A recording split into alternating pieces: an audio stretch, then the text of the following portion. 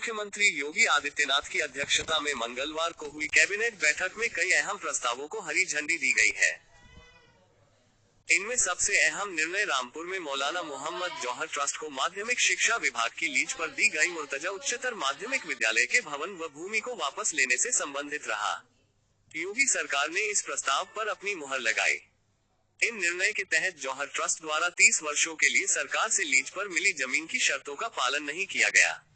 ऐसे में योगी सरकार ने ट्रस्ट से जमीन वापस लेने का निर्णय लिया है।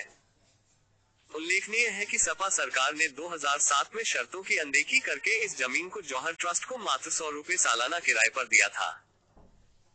वित्त मंत्री सुरेश खन्ना ने कैबिनेट के निर्णयों की जानकारी देते हुए बताया कि रामपुर में मौलाना मोहम्मद अली जौहर ट्रस्ट को यह जमीन 30 वर्ष के लिए मात्र 100 रुपए वार्षिक की दर से पट्टे पर दिया गया था। अब इस जमीन को वापस लेने का निर्णय लिया गया है।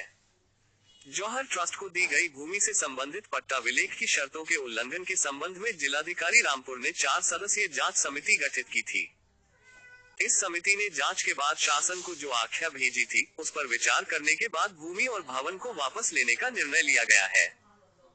41,181 वर्ग फुट क्षेत्रफल वाली इस भूमि का स्वामित्व राज्य सरकार माध्यमिक शिक्षा विभाग में निहित किया गया है।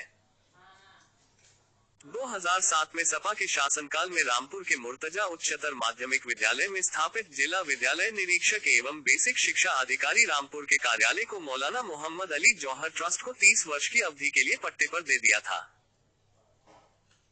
इसके लिए 100 रुपए वार्षिक प्रीमियम की दर से पट्टे पर दिए जाने के लिए प्रस्ताव के स्थान पर गवर्नमेंट ग्रांट एक्ट के प्राविधानानुसार मौलाना मोहम्मद अली जौहर ट्रस्ट रामपुर को 30 वर्ष की अवधि के लिए 100 रुपए वार्षिक रेंट की दर से पट्टे पर दिए जाने के प्रस्ताव को मंजूरी दी गई थी।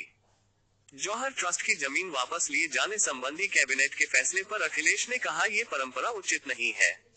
ध्यान रखें कि इसी तरह के निर्णय आगे आने वाली सरकार भी ले सकती है। उन्होंने कहा कि उत्तर प्रदेश में समाजवादी सरकार बनने पर स्कूल, कॉलेज और अस्पतालों के लिए मुफ्त जमीन उपलब्ध कराई जाएगी।